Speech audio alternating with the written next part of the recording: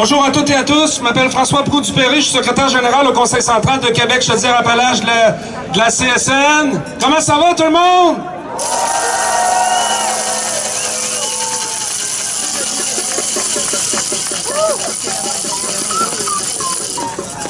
Cette année, on est sous le thème « Solidarisons-nous contre la dérive antidémocratique ».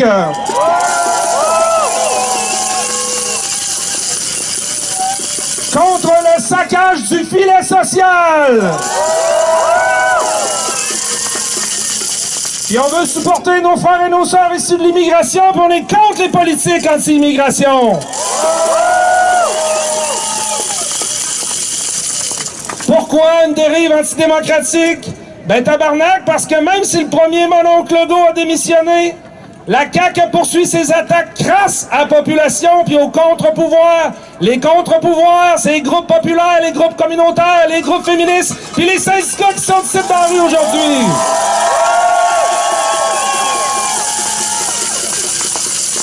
Comment qu'ils s'attaquent à nous autres à coups de projets de loi de merde comme le PL1, sa constitution? On l'aime-tu le PL1? Le PL7 qui menace les groupes de défense des droits, on l'aime-tu le PL7? Le PL13 qui brime notre droit de manifester. On va se le dire, la CAQ puis la gang à Fréchette nous rentrent dedans avec des lois aussi qui sont complètement dégueulasses, comme le PL 89 qui est devenu la loi 14, qui s'attaque à notre droit de grève chèrement acquis à travers les dernières décennies. Ou bien la loi 3 qui amène des cotisations facultatives qui est carrément anti-syndicale. Est-ce qu'on va l'accepter, ça, nous autres? Non! Juste avant de passer la parole à Selma, on va se réchauffer un peu. Le soleil arrive. Finalement, Dieu, qui n'existe pas, est peut-être pas contre les travailleuses et travailleurs. Répétez après moi, OK, camarades? Quand la CAQ nous attaque, nous, on contre-attaque. Quand la CAQ nous attaque, nous on contre-attaque. Comment? Faut qu'ils nous entendent jusqu'à l'Assemblée nationale. Quand la CAQ nous attaque, nous on contre-attaque. Quand la CAQ nous attaque, nous on contre-attaque. Quand la CAQ nous attaque, nous on contre-attaque. Quand la CAQ nous attaque, nous on contre-attaque. Solidarité avec les travailleuses. Solidarité avec les travailleuses. Solidarité avec les travailleurs. Solidarité avec les travailleurs. Je vous présente ma camarade Selma d'Action Chômage de Québec. Bon, bonjour. On a toujours la tradition d'être là en tant que représentant des travailleurs et travailleuses qui sont au chômage, qui sont les premières victimes des politiques là, qui sont en ce moment mises en place par l'État aussi. Puis on ne peut pas avoir une manifestation de ce genre-là sans parler de l'attaque frontale qui est faite à notre filet social. On parle autant au niveau de la santé, des services sociaux et de l'éducation. Toutes ces coupures-là, c'est dégueulasse, puis ça va nous avoir un impact pendant des dizaines d'années à suivre. Est-ce qu'on va se laisser faire? Puis on peut pas non plus parler de filet social sans parler du communautaire, des personnes qui sont sous-payées à genre maintenir à bout de bras des gens en difficulté. Est-ce qu'on les finance à leur juste valeur? Non! Puis là, on ne peut pas parler en ce 1er mai des travailleurs et travailleuses sans parler de tous les travailleurs et travailleuses migrantes qui contribuent à notre société et qui sont accusés de tous les maux en ce moment d'un gouvernement qui, en fait, est le problème. Est-ce qu'on est d'accord avec ça, nous? Non! Donc là, je pense il est temps pour ce gouvernement-là de cesser de jouer à la girouette. Donc, on accepte les gens, vous pouvez avoir la résidence. Ah, finalement, peut-être pendant 2 ans. Ah, finalement pas. Tous ces gens-là, c'est leur vie qui sont en danger quand on fait ça. C'est leur avenir au Québec, puis c'est dégueulasse. Puis vu qu'on pourrait en parler longtemps, mais qu'il y a des groupes spécialisés en divers thèmes qui vont pouvoir mieux nous expliquer ça, mais on va commencer par Marie-Laure Labadie d'Étape Emploi.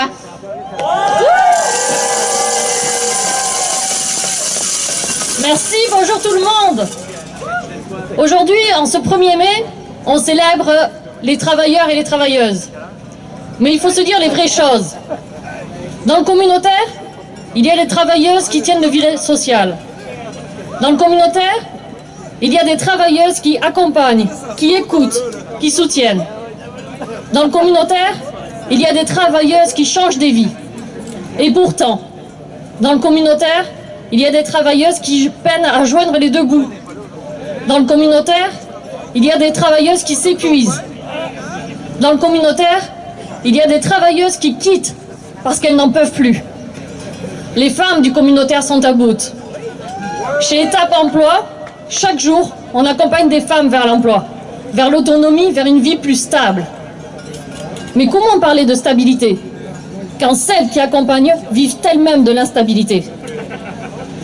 Comment parler de dignité quand les conditions de travail ne suivent pas?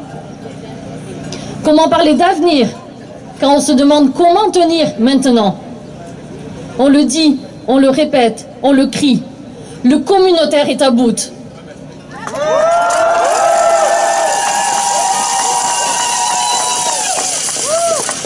À bout de salaires trop bas pour le niveau de responsabilité.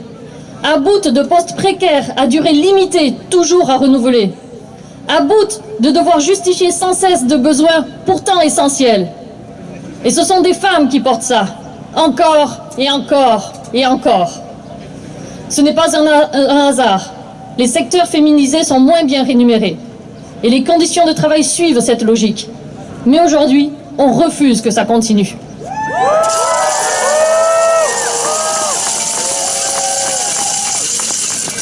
On refuse l'insécurité financière. On refuse la charge de travail débordante, sans reconnaissance ni compensation. On refuse que la précarité fasse partie intégrante du métier. Parce que la réalité des travailleurs du communautaire, c'est des salaires en dessous de ceux du secteur public pour des responsabilités équivalentes. Parce que la réalité des travailleurs du communautaire, c'est des équipes réduites. Parce que la réalité des travailleurs du communautaire, c'est du multitâche constant.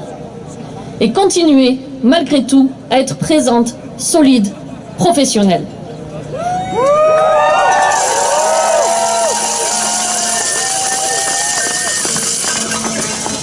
Parce que la réalité des travailleuses du communautaire, c'est du travail invisible, des heures qui s'ajoutent sans être reconnues.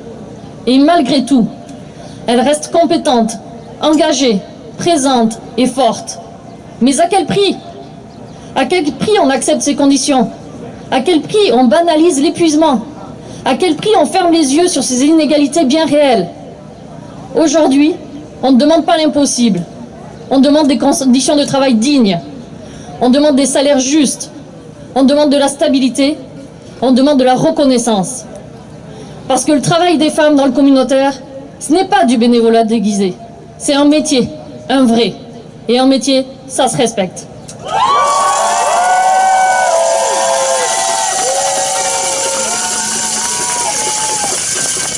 Alors aujourd'hui, on se tient debout pour nommer, pour dénoncer et surtout pour exiger mieux. Merci.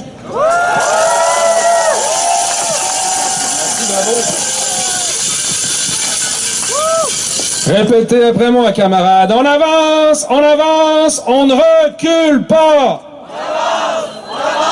On recule pas! Et vu qu'on avance, on accueille Marie-Ève Lingard, qui est du syndicat des professionnels en soins de la capitale nationale. C'est la FIC de la capitale nationale.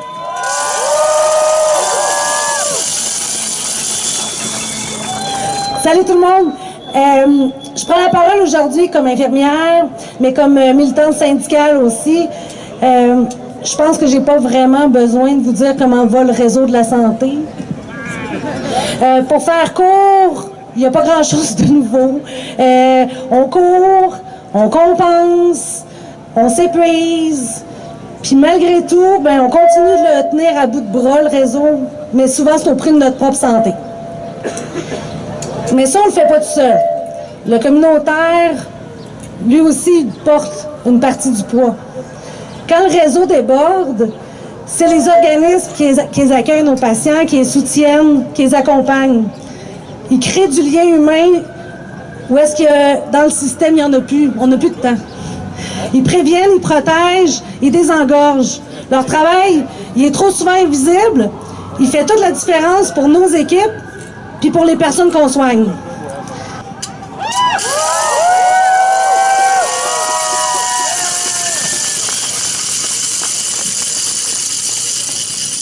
Parce que dans le fond, ce qu'on défend, c'est pas seulement des conditions de travail, c'est la dignité, c'est l'équité, c'est la justice pour toutes, pour tous.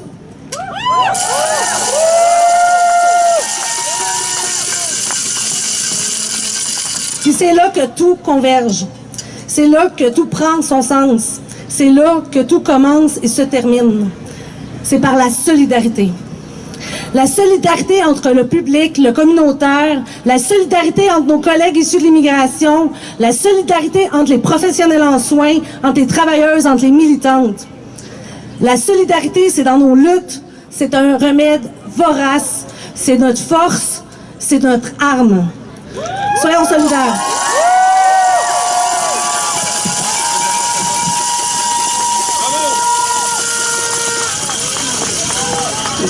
Je vais commencer par dire bravo à Marie-Ève. J'ai jamais vu quelqu'un avoir à passer à travers 1000 alarmes pour faire son discours.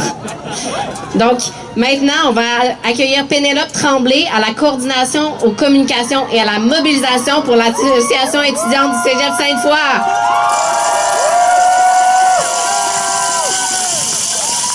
Bonjour à tous, c'est donc moi aujourd'hui qui serai la voix pour le mouvement étudiant. Et aujourd'hui, on est enragés.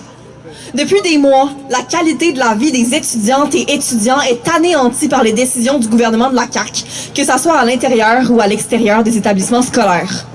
Les mesures austéritaires nous frappent de plein fouet. Par exemple, en 2024, selon la décision du Conseil du Trésor au provincial, le gouvernement a imposé un gel d'embauche à tous les établissements au collégial. Ça, concrètement, ça apporte une réduction du personnel de soutien sur les campus. Donc, je parle ici d'aide psychosociale, d'éducateurs spécialisés et de conseillères en orientation. Une baisse de la vie étudiante, un entretien des lieux réduit, des coupures dans les bourses, etc. Bref, le gel d'embauche par la CAQ, c'est une destruction des services dans les établissements scolaires. En ce qui concerne le budget du gouvernement pour l'éducation, une faible augmentation de 2,2% avait été prévue pour 2025-2026, ce qui est plus qu'insuffisant considérant les augmentations salariales dans le réseau, la hausse démesurée du coût de la vie et le besoin criant d'entretien des bâtiments. C'est pas normal que des écoles s'écroulent dans tout le Québec. Tout ce qu'on demande, c'est des institutions qui tiennent debout.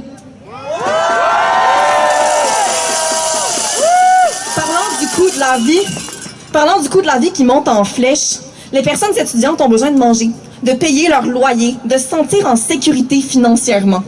Et ce, à cause de l'inaction du gouvernement, c'est impossible. D'ailleurs, à l'automne 2024, les frais de scolarité ont augmenté de 3% pour les résidents et résidentes du Québec et de 33% pour celles qui proviennent du reste du Canada. Franchement, la CAQ fait tout pour nuire, notamment avec son désengagement financier auprès du communautaire qui pourrait bénéficier aux étudiantes et étudiants. Je voudrais aussi glisser un mot pour les personnes étudiantes finissantes en soins préhospitaliers d'urgence cette année qui ne pourront pas graduer à cause de la grève des paramédics et du refus de la CAQ à négocier de meilleures conditions. Les stages pour l'obtention du diplôme ne peuvent pas être réalisés. C'est toute une cohorte de futurs paramédics qui est touchée et clairement, ça passe loin par-dessus la tête du gouvernement. Ce qu'on veut, c'est que l'éducation soit une priorité pour le gouvernement. Ce qu'on veut, c'est que des actions concrètes pour contrer la précarité financière qui nous affecte, comme un investissement dans le communautaire ou une aide alimentaire sur les campus. Ce qu'on veut, c'est des milieux propices à une bonne vie étudiante. Ce qu'on veut, c'est des stages rémunérés pour tous. Ce qu'on veut, c'est une éducation qui n'est pas constamment fragilisée par le gouvernement. Tout ce qu'on veut, c'est que nos droits en tant qu'étudiantes et étudiants soient respectés.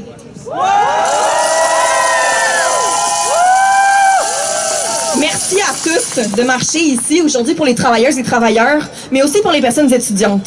Nos droits ne sont pas des privilèges à négocier, mais des bases à défendre, et ce, dès maintenant. Merci. On accueille maintenant Mamadou Ngaï de l'AFPC, c'est l'Alliance de la fonction publique du Canada. Bonjour tout le monde. Je suis le représentant de l'Alliance de la fonction publique du Canada, les fonctionnaires fédéraux. Aujourd'hui, je prends la parole pour dénoncer les coupures dans la fonction publique fédérale. Des décisions qui affaiblissent l'ensemble de la population canadienne. La fonction publique, ce n'est pas une machine abstraite. Ce sont des femmes, des hommes qui assurent le bon fonctionnement de notre pays, qui traitent les demandes d'assurance emploi, qui soutiennent les aînés, qui protègent notre environnement, notre alimentation, nos frontières et veillent sur notre sécurité. Quand le gouvernement coupe dans la fonction publique, ce sont des services qui ralentissent, qui se détériorent et parfois même qui disparaissent.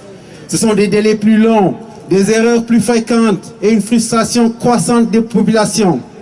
Ces coupures envoient aussi un message inquiétant, celui que le travail des fonctionnaires serait secondaire, remplaçable, voire inutile. Or, rien n'est plus faux. Une fonction publique plus forte est essentielle à une démocratie saine. Affaiblir la fonction publique, c'est compromettre les qualités des services, mais aussi la confiance des citoyens envers leurs institutions.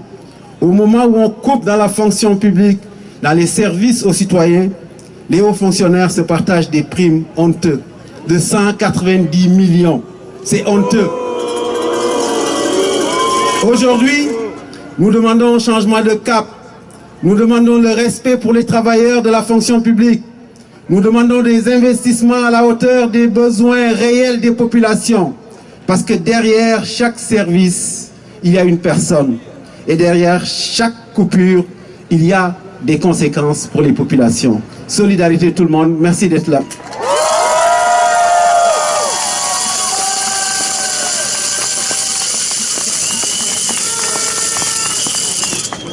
Je me permets de faire un petit mot sur les services de chômage que les fonctionnaires donnent. Ils sont tout le temps en train de couper là-dedans, puis nous, on n'arrive même pas en ce moment à avoir des services qui sont adéquats pour plusieurs travailleurs et travailleuses qui sont en chômage. Donc, c'est certainement pas en coupant encore qu'on va aider tout le monde là-dedans. Ni les travailleurs du gouvernement, ni les chômeurs. C'est dégueulasse!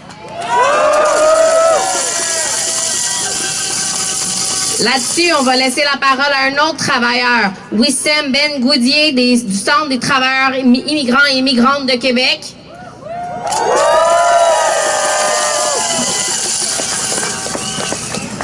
Bonsoir tout le monde.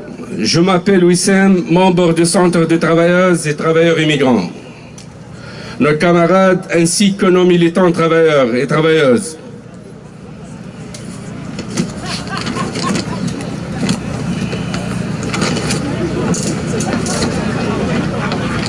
Qu'ils soient au Québec, au Canada ou ailleurs dans le monde. Nous nous réunions aujourd'hui pour célébrer avec amour et fierté le 150e anniversaire de la Fête internationale des travailleurs et travailleuses.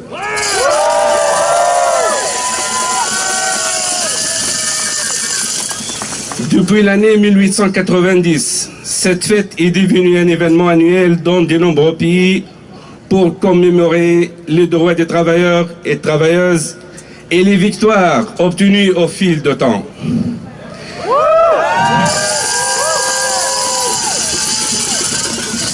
Cette fête c'est une journée chômée payée dans tout le monde, là. Presque plus que 186 pays, là. Mais malheureusement pas encore au Canada et au Québec.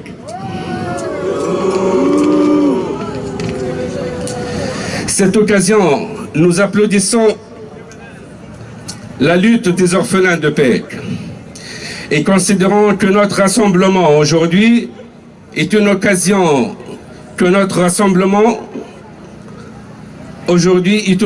à exprimer une autre fois notre engagement et notre persévérance afin d'atteindre nos objectifs à la réalisation de la justice sociale et la justice migratoire.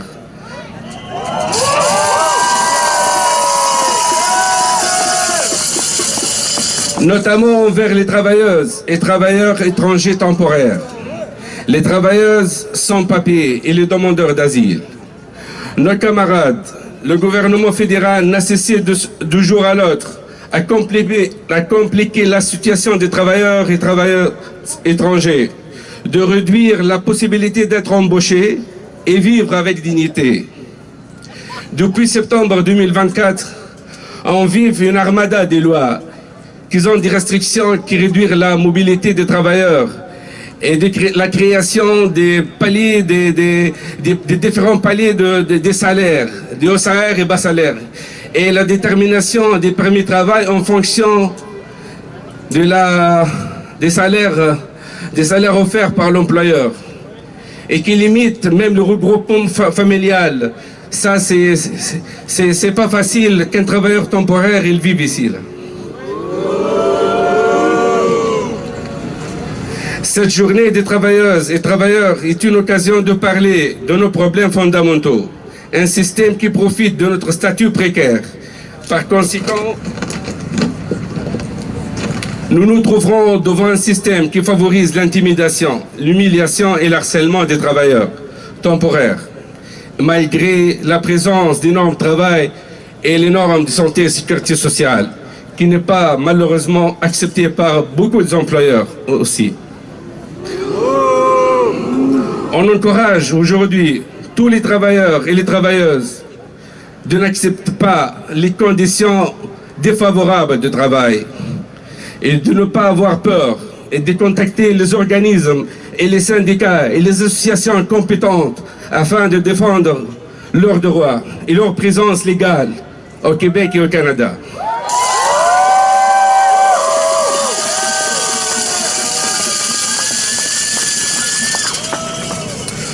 En tant que travailleurs étrangers temporaires, nous ne sommes pas marginalisés par hasard. Le permis de travail, il est un employeur. Il limite la mobilité. Toujours, on vit une situation marginalisée. Toujours, on est fragilisé. La procédure, la défense de nos droits, c'est assez long aujourd'hui. Le changement d'emploi et d'employeur, c'est devenu très difficile. Alors on cherche un monde plus équitable, une situation plus et moins précarité.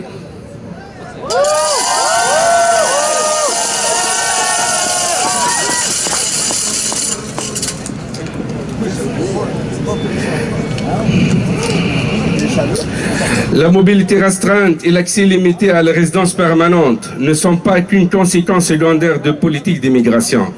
Aujourd'hui, malheureusement, le gouvernement Elle défend les travailleurs, mais elle cherche leurs besoins. Comme si elle défend les travailleurs, mais elle cherche leurs besoins. Le problème que le système, l'accès à la résidence permanente n'est pas équitable. Il donne l'accès à tel métier et d'autres non. C'est difficile d'accepter un système qui ne donne pas la chance pour tout le monde pareil.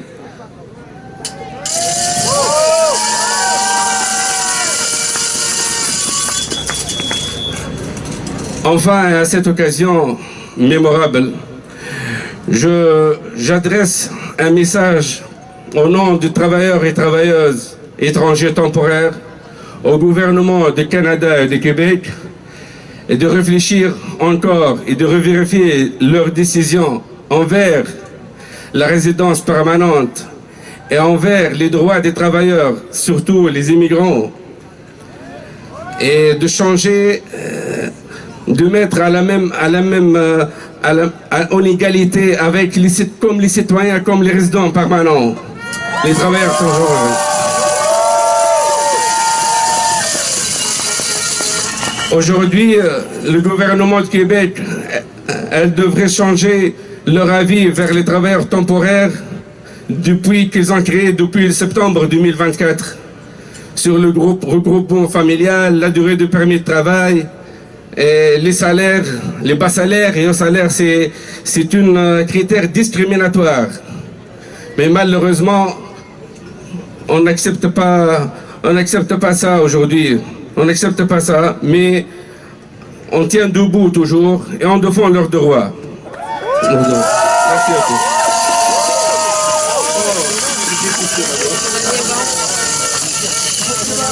OK, on va donner un peu d'amour à nos frères et nos sœurs issus de l'immigration. Assez bonnes pour travailler, assez bonnes pour rester. Assez bonnes pour travailler, assez bonnes pour rester. Assez bon pour étudier, assez bon pour rester. Assez bon pour étudier, assez bon pour rester. Je vous présente maintenant, ça me fait vraiment chaud au cœur, notre présidente à la CSN qui représente plus de 350 000 personnes, Caroline Senneville, camarades. Salut tout le monde! J'ai été obligée de prendre mon discours et de le jeter à la poubelle. Parce que je veux qu'on salue les travailleuses et les travailleurs de la librairie Renaud-Bré à Place Laurier.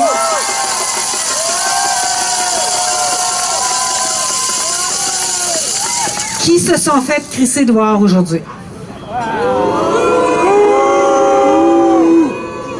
Ceux qui disent que les syndicats ont trop de pouvoir, ceux qui se demandent à quoi ça sert des syndicats, ça sert à demander de gagner une pièce de plus que le salaire minimum à quelqu'un dont le chiffre d'affaires est d'1 demi-milliard de dollars. C'est à ça qu'on sert.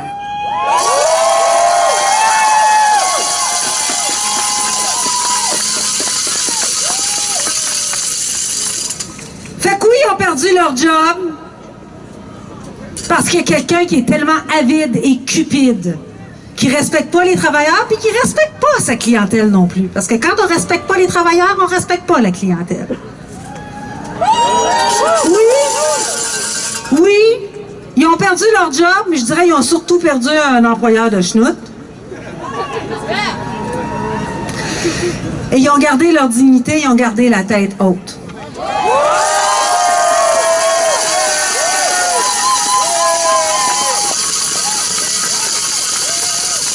J'entends, les entendez-vous? Moi, j'entends des commentateurs dire, ben, s'ils n'aimaient pas ça, pourquoi ils sont pas partis? Ben, quand on est syndiqué, on prend les décisions ensemble. La décision qu'ils ont prise, qu'ils et elles ont pris ensemble, c'est de se tenir debout, de demander un salaire qui avait du bon sens, un salaire qu'ils méritent amplement, dont les clients ont besoin de ces services-là, puis ils ont décidé ensemble. C'est eux autres ensemble qui ont décidé de tenir tête. Et c'est ça qui arrive quand on a un patron qui est plus cupide. Fait qu'on vous salue, puis la CSN va être avec vous. Monsieur, on va vous voir en cours, vous êtes entendu le 14 mai prochain. Vous avez déjà été puni pour des activités antisyndicales, pour de l'embauche de briseurs de grève. On va continuer à vous talonner.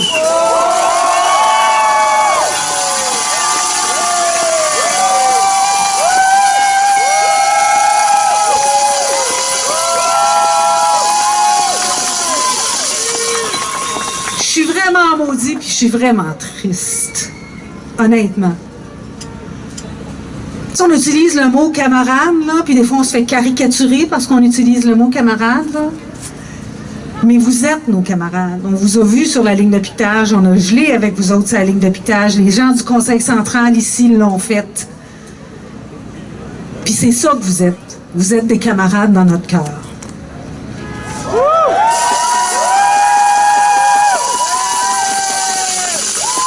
C'est que les projets de loi anti-syndicaux, c'est à du monde de même que vous vous attaquez. C'est pas à moi. Moi, je suis juste la porte-parole. Moi, je me lève le matin pour représenter du monde qui travaille fort, partout, secteur public, secteur privé. Du monde qui fait en sorte que la province roule, que ça marche, qu'on a des services, qu'on est capable d'aller magasiner, qu'on est capable d'avoir du service à l'épicerie, genre. C'est ça, moi, ma job. C'est de les représenter.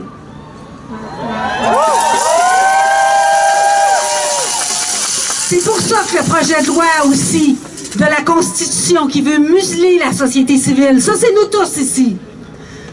C'est pour ça qu'on se laissera pas faire. C'est pour ça que le communautaire est à bout. Le communautaire qui s'arrache le cœur à donner des services au plus mal prix, avec 3 bouts de ficelle, sans moyens. Solidarité.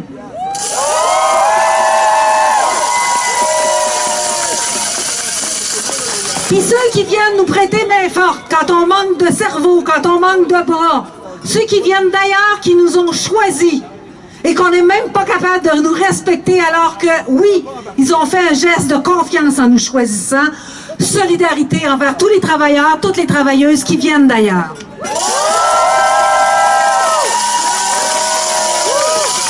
C'est le 1er mai. c'est notre fête, puis on se laissera pas faire. Solidarité.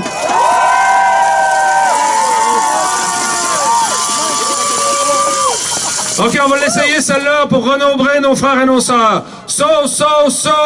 Solidarité avec les travailleurs de Renaud Bré. Solidarité avec les travailleurs de Renaud Bré. Solidarité avec les travailleuses de Renaud Bré. Solidarité avec les travailleuses de Renaud Bré. Bon, ben pour conclure, on va accueillir Naëlie Bouchard-Sylvain du regroupement en éducation populaire et en action communautaire de Québec Chaudière-Appalaches.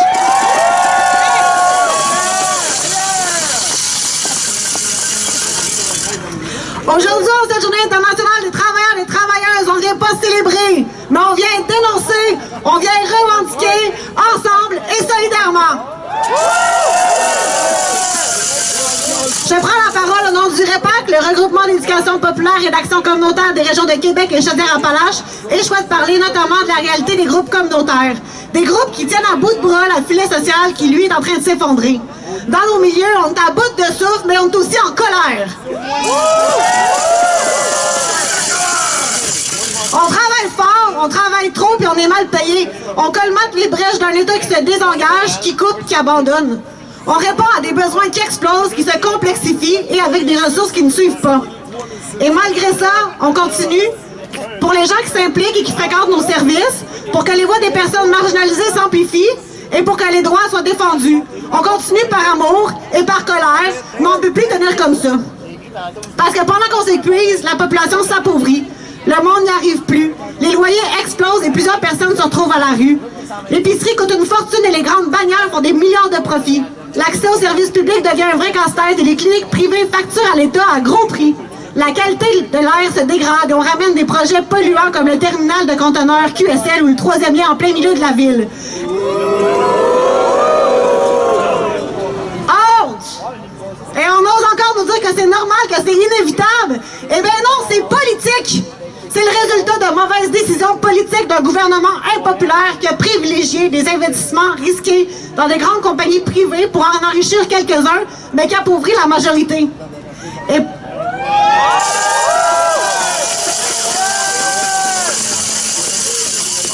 pendant que la colère monte, pendant que les inégalités se creusent, le gouvernement ne répond pas en améliorant les conditions de vie, mais il répond en essayant de faire taire celles et ceux qui le dénoncent.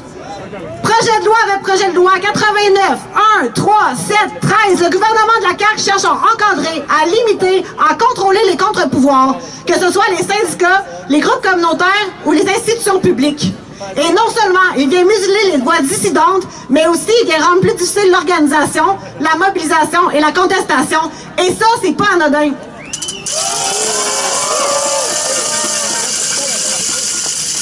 Quand un gouvernement s'attaque au contre-pouvoir, ce n'est jamais pour le bien commun, mais c'est pour garder le contrôle.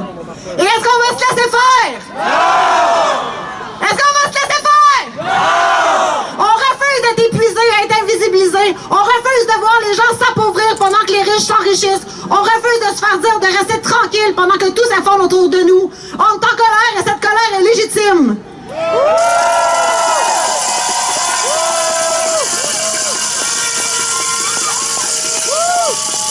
Mais aujourd'hui, on dit clairement, ça suffit!